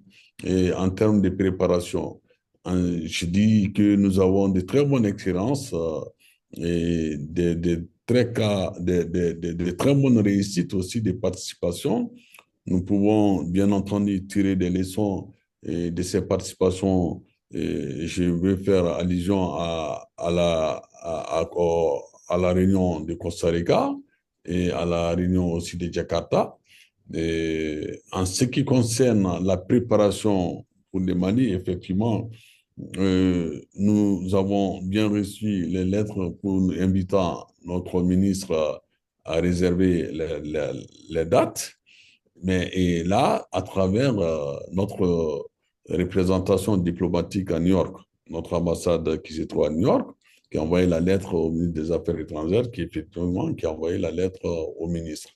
Et je vais dire que par rapport à cela, parce que quand vous avez posé la question, quels sont ceux qui sont au courant que les lettres ont été envoyées, il y avait peu de personnes qui avaient dit oui, ils sont au courant. Je pense qu'en plus de cet envoi à travers la voie diplomatique, et il est bon aussi. Moi, j'ai vu la lettre parce que, en vérité, je suis aussi point focal national et je suis le secrétaire général du ministère de l'Énergie et de l'eau. Alors, envoyer aussi une copie au point focal national permettra en tout cas de mettre au courant les autres parties prenantes aussi de ce qui se passe à travers la préparation. Et j'ai vu aussi que d'habitude, au niveau des lettres, effectivement, quand vous envoyez une lettre, par exemple, au ministre en charge de l'eau, vous mettez toujours en ampliation les ministres, par exemple, en charge de l'assainissement, aussi en copie pour savoir que le ministre en charge de l'eau a reçu une lettre d'invitation et vice-versa. Et quand vous envoyez une lettre d'invitation aussi au ministre en charge de l'assainissement, vous mettez en ampliation les ministres en charge de l'eau. Donc, les pays dans les mêmes gouvernements, les ministres, Et les ministres qui sont invités savent que oui, tel ministre a été invité, tel ainsi de suite. Ça facilite la coordination au niveau des ministres aussi. Donc, c'est cette petite contribution que je voulais apporter, en plus de ce que tu as dit par rapport à la mobilisation des financements, en plus de la prise en charge des SPDA. Là, vous avez vraiment bien dit, vous avez toujours aidé les pays. Par exemple, le Mali, UNICEF a toujours soutenu exactement le comité SOA, a toujours soutenu la société civile, a soutenu aussi les autres parties prenantes pour participer à la réunion, de même que WaterAid. Donc, cela est bien possible encore de le faire au niveau de nos pays. Voilà, M. Balouant, chers collègues à tous, la petite contribution que je voulais apporter à cette réunion. Merci beaucoup. Superbe, superbe. Monsieur Bokoum, merci encore. Donc, c'était Monsieur le secrétaire général du ministère de l'Énergie et de l'Eau au Mali, qui nous parlait des invitations et de la mobilisation malienne, qui a toujours été exemplaire. Donc, c'est parfait. Merci beaucoup à vous, Monsieur Bokoum. Alors maintenant, si vous êtes d'accord, on va passer, puisque on arrive à nos 90 minutes. Donc, on arrête le sondage ici, Philippa, si vous êtes d'accord. Et puis, moi, je repartage mon écran et je voudrais donner la parole. En tout cas, merci beaucoup parce que ça va être remonté au petit groupe qui travaille qui travaille sur l'agenda de la réunion des ministres. Donc, c'est parfait. OK. Alors, on a fait ce sondage-là. Maintenant, je voulais juste, en fait, mettre en avant quelques manières de pratiquer le thème de la réunion, qui est donc l'intégration entre l'eau, l'assainissement, le climat et l'environnement. En fait, il y avait un collègue, José, qui est notre expert en climat. Il nous avait préparé quelques slides. Je ne vais pas les passer ici dans l'intérêt du temps. Mais je vais vous les partager parce que je pense que c'est assez intéressant. C'est comment intégrer l'eau, l'assainissement dans les politiques, notamment actuellement sur la CDN, mais aussi sur les plans nationaux d'adaptation, le PNA. Et là, on a fait un policy paper sur comment l'assainissement fait partie des PNA. Ensuite, il y a des études de cas et des documents qui sont disponibles dans le domaine public sur le PNA au Maroc et sur la CDN au Congo, à la République du Congo de 2021. Et là, vous voyez vraiment comment l'eau et l'assainissement ont été priorisés dans les politiques. Et ensuite, vous avez cette méthodologie qui existe désormais depuis 4 ans et qui permet d'avoir une approche un peu systématique à intégrer l'eau, l'assainissement avec le climat et l'environnement au niveau des politiques. Ensuite, il avait préparé quelques slides sur l'accès au financement, parce que ça, c'est une autre manière de pratiquer l'intégration entre l'eau et le climat.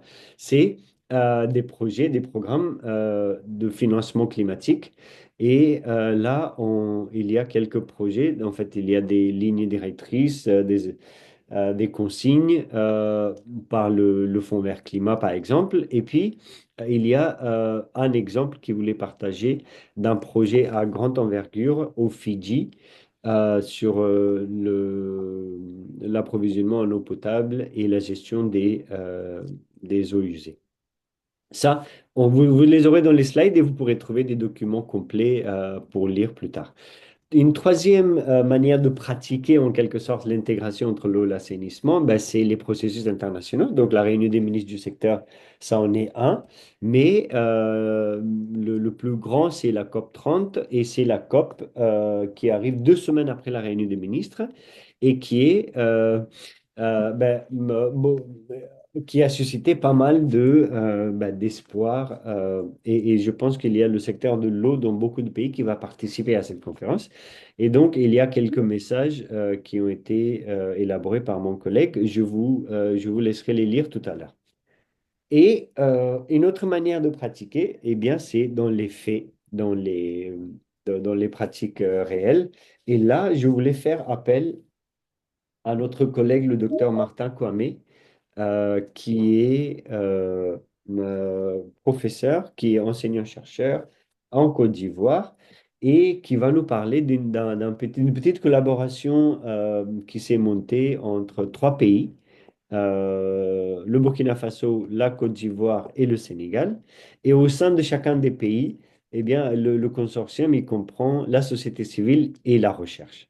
Et donc, le docteur Kwame, si vous voulez bien prendre la parole pour quelques minutes, juste pour expliquer en fait en quoi consiste cette initiative. Merci beaucoup. Je vous donne la parole, docteur Kwame.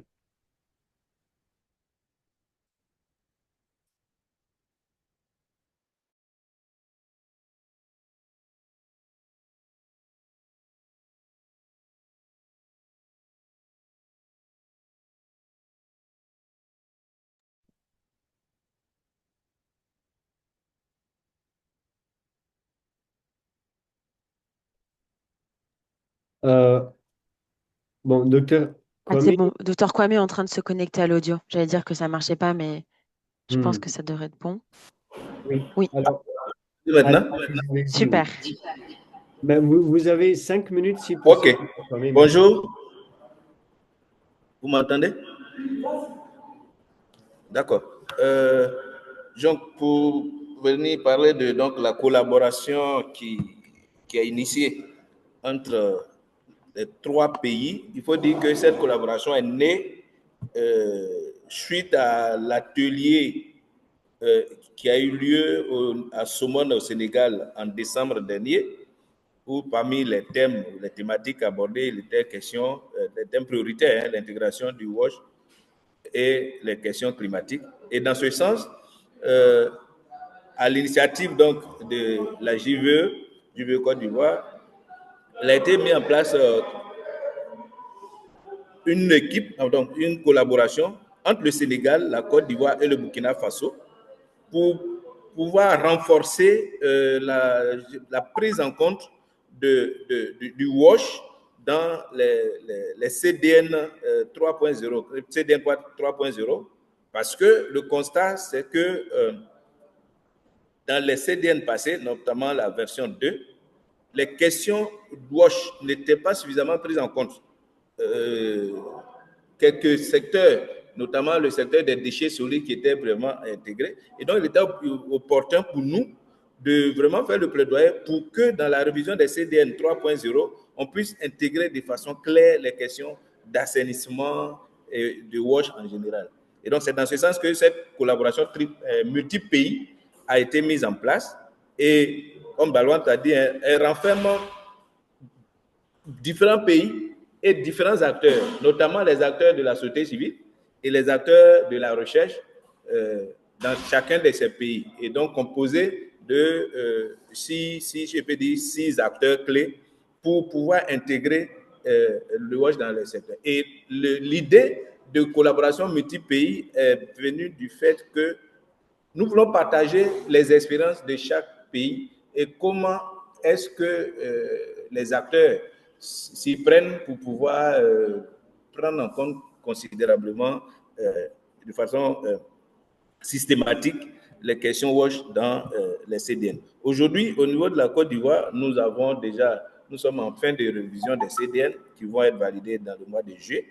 Et ces expériences-là, nous allons les partager avec les autres pays et à partager ces expériences pour qu'ensemble, on puisse faire le plaidoyer pour le WASH dans l'intégration du WASH sur les questions climatiques. Et la finalité, bien évidemment, ce plaidoyer-là va permettre à chaque pays d'accompagner la préparation de la réunion, pour faire le lien, la préparation de la réunion des ministres. Et la finalité de tout ça, c'est qu'on puisse mobiliser des financements vers les financements climat pour le secteur WASH. Donc, voici un peu ce qui a motivé la mise en place de ce consortium, de ce groupe de travail multi-pays pour plaider et renforcer le plaidoyer en faveur de l'intégration du WASH dans les questions climatiques.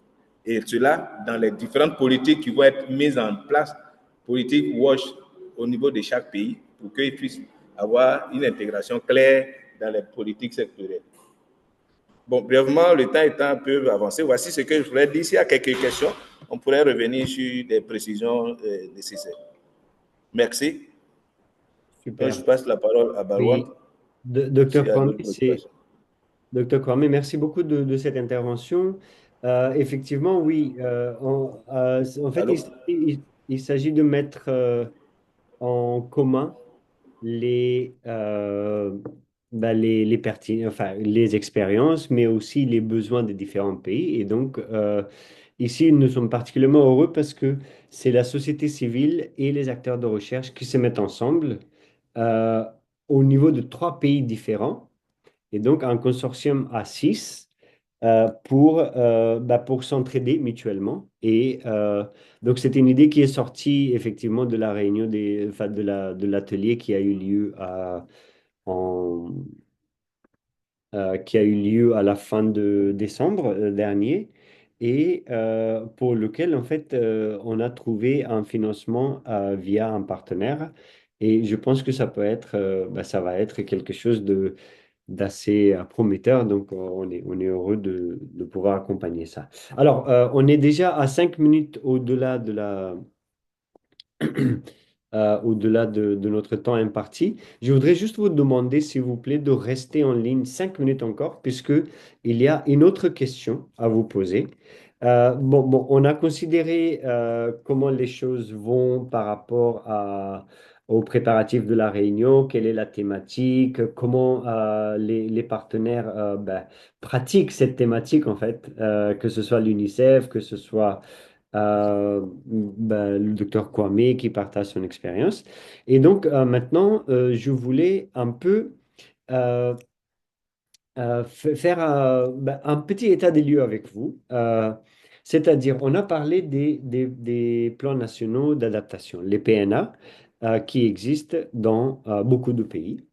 Et maintenant, pour illustrer l'intégration entre du WASH dans ces politiques, je voulais faire un petit sondage.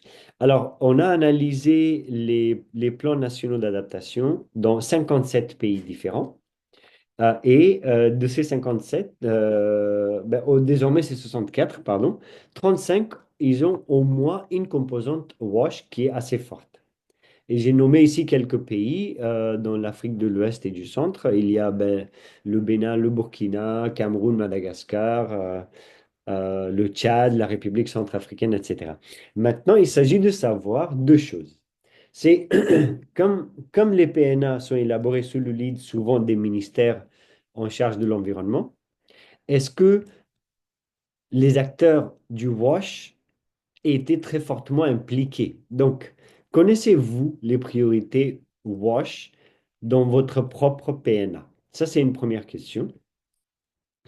Et deuxième question, c'est est-ce que vous savez si ces priorités sont mises en œuvre déjà? Parce que les PNA, dans beaucoup de pays, datent déjà d'il y a 2 ans, d'il y a 3 ans. Et donc, est-ce que vous savez si les priorités WASH dans votre PNA sont mises en œuvre? Et là, sur le slide que vous voyez devant vous, il y a quelques exemples, hein. Après, je ne vais pas lire tout ça, mais vous avez dans les pays que j'ai cités, en République centrafricaine, c'était le système de suivi des ressources en eau. Au Tchad, c'était la gestion des points d'eau et une meilleure connaissance des ressources en eau de surface et souterraines. Au Maroc, c'était la gestion de la demande en eau et la pratique de l'agir. Au Bénin, c'était institutionnalisation du financement de la recherche, etc. Donc ça, ce sont ce qui paraît dans les documents officiels du PNA. Maintenant, le sondage pour vous, c'est est-ce que vous les connaissez déjà, ces priorités? Donc ça veut dire, est-ce que vous avez été consulté, est-ce que vous en êtes informé? Et la deuxième question liée à ça, c'est est-ce que euh, vous savez si ces priorités sont déjà mises en œuvre. Donc, vous pouvez retourner sur le lien Menti, donc menti.com, et là, vous verrez le, le sondage de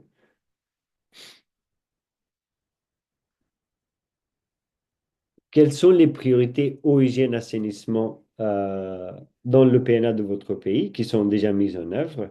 Et donc, pour qu'on le sache, mettez d'abord le nom de votre pays. Et je voudrais qu'ensemble, on illustre un certain propos avec ce sondage. Donc, je vous laisse le remplir. J'espère que vous y avez accès. Merci.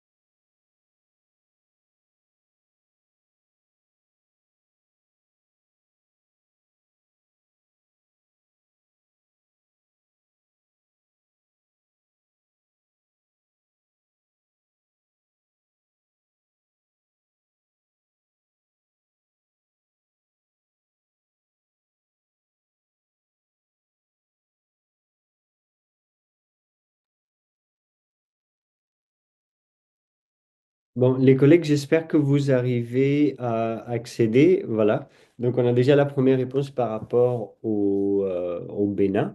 Et ce sondage, en fait, bon, j'espère qu'il illustre le propos que le secteur WASH n'est pas toujours très fortement impliqué ou même informé des PNA des politiques, des plans nationaux d'adaptation.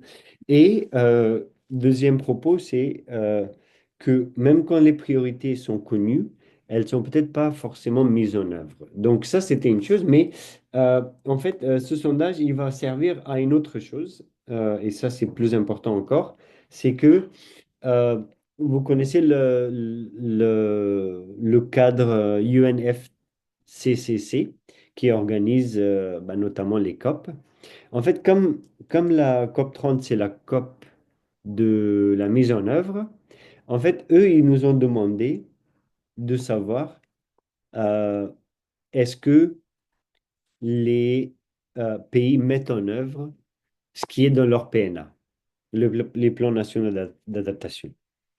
Et donc, ça va servir, en fait, on va prendre ces résultats et les donner à, à UNFCCC parce que le cadre de suivi de ces PNA et de ces priorités, eh bien, c'est ce qu'on appelle le Global Goal on Adaptation et le premier indicateur, c'est l'eau et l'assainissement.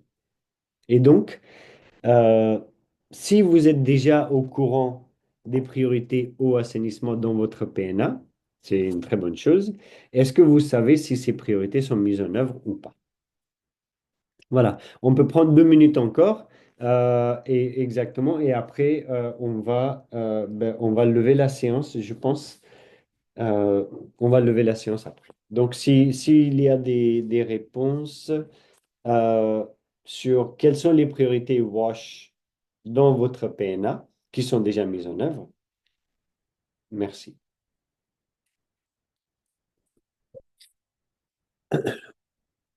Donc, on a la réponse du Bénin et de Madagascar.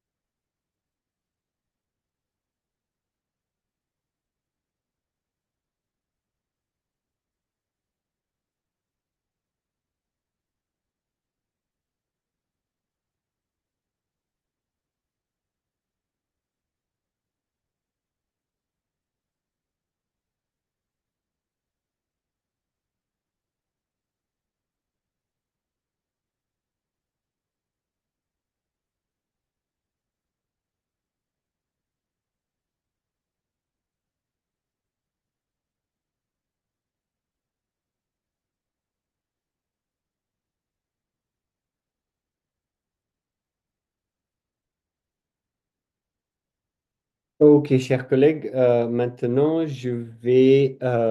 voilà, on va clore cette séance et puis merci de votre patience d'être resté. Là, je pense que tout le monde doit partir. Donc, j'espère que ce webinaire vous aura été utile. On a essayé de présenter un peu l'état de réflexion et de préparation de la réunion des ministres du secteur et on a essayé un peu de décortiquer comment on analyse le lien entre l'eau, l'assainissement, le climat et l'environnement, comment on agit sur ce lien au niveau politique, au niveau programme, au niveau financement, etc. Et on aura, en fait, ce webinaire, il nous aura servi beaucoup trois choses essentiellement, disons. La première chose, c'est de savoir que dans beaucoup de pays, les autres parties prenantes ne sont pas encore au fait des détails de la réunion, n'ont pas eu des consultations avec le gouvernement, avec, entre eux non plus. Et donc, je vous invite à me contacter pour qu'on puisse convenir des discussions plus spécifiques pour votre pays, pour que le pays se prépare bien. Ça, c'était donc la première consultation, elle nous a montré un peu ça.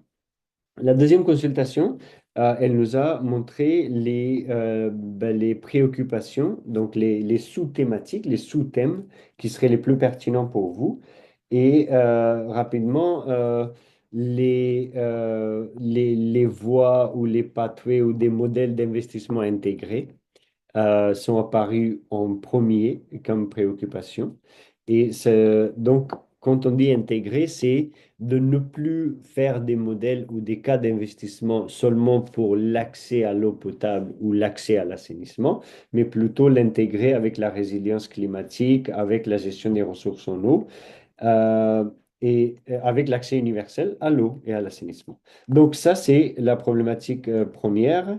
La deuxième, c'était le lien entre l'eau, l'assainissement, l'hygiène d'un côté et puis la réduction des risques de catastrophe. Donc comment on doit rendre l'eau et l'assainissement résilients en quelque sorte aux catastrophes, mais en même temps, comment l'eau et l'assainissement peuvent aider à, euh, à faire face aux catastrophes, à se préparer aux catastrophes, à en ressortir.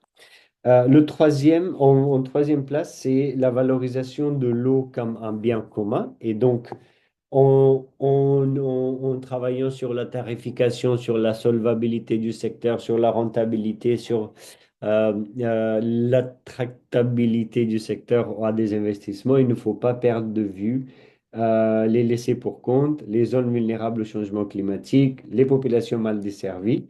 Et donc, ça, de ne laisser personne derrière, ça continue à être une préoccupation. Et puis le quatrième, c'était ce pacte de haut niveau qui va être un des grands résultats de la réunion des ministres. Comme je disais, c'est un pacte qui doit servir pour deux choses. D'abord, pour être traduit au niveau national avec les pactes nationaux, les initiatives nationales. Et de l'autre côté, ça va servir pour le plaidoyer auprès de la COP 30, auprès de la conférence ONU sur l'eau. Donc la deuxième consultation, c'était sur les thématiques de préoccupation. Et donc ça, ça va alimenter l'agenda de la réunion des ministres du secteur. Et la troisième consultation qu'on a eue avec vous, eh bien, c'était comment l'eau et l'assainissement sont intégrés dans les plans nationaux d'adaptation. On a la réponse de Bénin, Madagascar, Burkina Faso, Côte d'Ivoire et RDC. Donc, merci pour ces réponses. Et je pense que c'est assez important. Ça nous montre que le secteur de l'eau et l'assainissement n'est pas forcément toujours, pas- il y a des exceptions, mais n'est pas forcément toujours très bien impliqué dans les politiques climatiques. Et on espère que la réunion des ministres du secteur, en fait, ça va aider, de par sa conception même, par son idée, ça va aider à faire approcher les secteurs de l'eau, l'assainissement, climat et environnement. Voilà, donc je vous remercie beaucoup de la présence nombreuse et constante, en fait. L'enregistrement sera mis à votre disposition rapidement, ainsi que les slides qui ont été présentés. Et puis, merci à tous les participants et ne pas hésiter à me contacter pour qu'on définisse ensemble comment votre pays, particulièrement, peut se préparer à cette réunion des ministres du secteur. Donc, s'il n'y a pas d'autres questions, je vous euh, souhaite une bonne fin de journée et puis je reste à votre disposition pour la suite. Monsieur Arsène, je vais revenir vers vous sur la question particulière que vous avez posée. Et on peut lever la séance si vous êtes tous d'accord. Donc, merci beaucoup. Et puis, on se retrouve à une prochaine fois. Merci.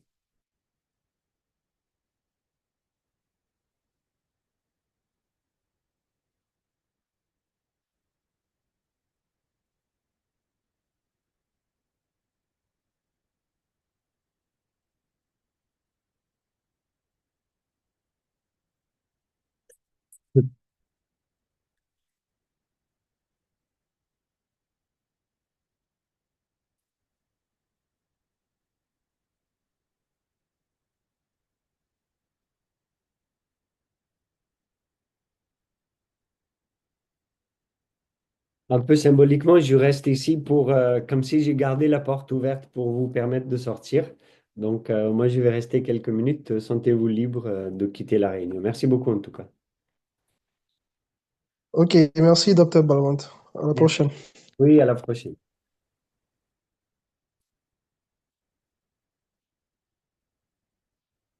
Merci à tous, merci à toutes.